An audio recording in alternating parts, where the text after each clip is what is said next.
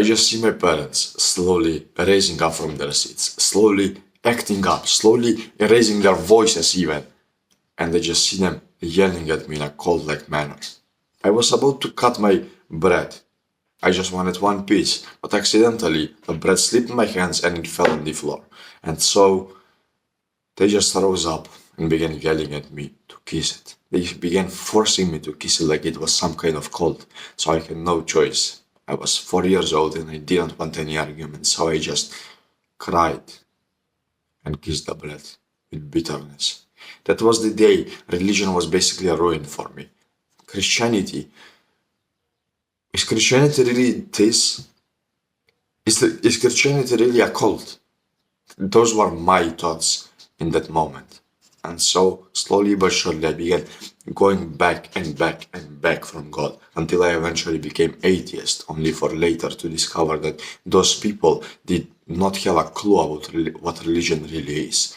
And so, I will show you how many people in today's world still don't know what religion really is about, more specifically, religious fasting. So, what is fasting in the first place? Fasting is a period of time where you don't eat anything for the exact same period of time. Let's say 6 hours. You don't eat anything for 6 hours. This is also called intermittent fasting. So you have probably heard of this thing being done by many successful people, by many people that are actually great.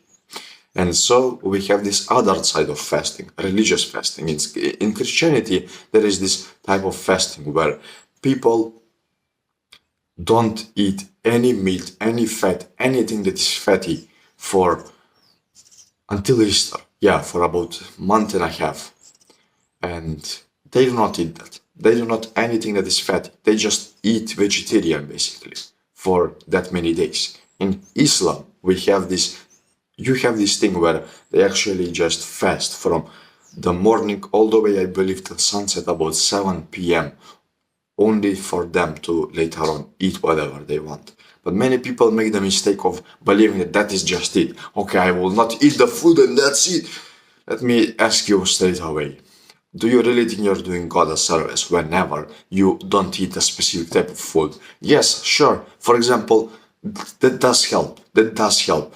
In Christianity, I don't know how carbs can actually help you, but fair enough, let's continue.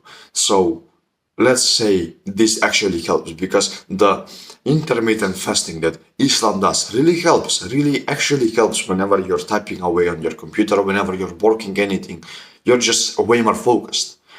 But is that really the type of fasting that God was hoping for us to do? Or do we need to fast with our tongues? You see, fasting with our tongues and fasting with our food is two completely different things. Fasting with food, anybody can do it. Fasting with the tongue, nobody can do it. Very few people can do this thing successfully. Why? Because it is so easy, so common in today's world to just swear at somebody, to just get angry at somebody and tell them a bad word. It's so easy to just... It's so hard to be stoic nowadays. It's so hard. And that was the whole point, at least from my perspective, whenever it comes down to religion.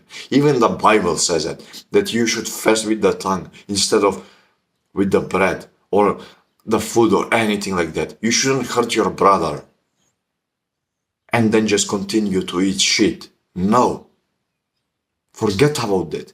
Stop hurting your brother. If you want, speak loudly. If you want, curse. If you want, do anything. If you want, eat whatever you want. But don't hurt the others around you. That is what fasting is about. Fasting with your tongue. It is so easy for the devil to come out of us.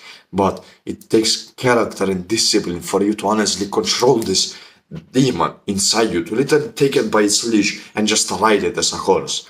That is the hardest part about fasting, that nobody understands. So that is why I personally think that religious fasting is a cope. Because so many people are coping, man. They never actually understand what they are fasting about. Oh, I am fasting for Easter, yes, because I want to go on that mass. And what after that mass? It's like literally saying to somebody, hey man, I'm doing No Nut November for 30 days. What after the 30 days? Tell me that. Explain that. What after the 30 days? What after Easter? What after Ramadan? What after those events? Stop trying to do No Nut November in every single aspect of your life. You should do something else. You should try. You should at least try to be this religious person for once in your life. It's not about the wine that will give you, that the Pope will give you inside the church whenever the Mass comes. It's not about the goodwill that you will spread out on people for saying, oh, hey guys, I actually fasted for the entire time. That is scope. That is scope. It's so easy to see inside you whether you fasted or not. Because your own habits will just give it off. If you just end up yelling at the one beside you, you're not fasting. You're not fasting. You're just making a fool out of yourself. Fair enough, you did not eat meat. You did not eat food from morning till sunset. But still did not fast.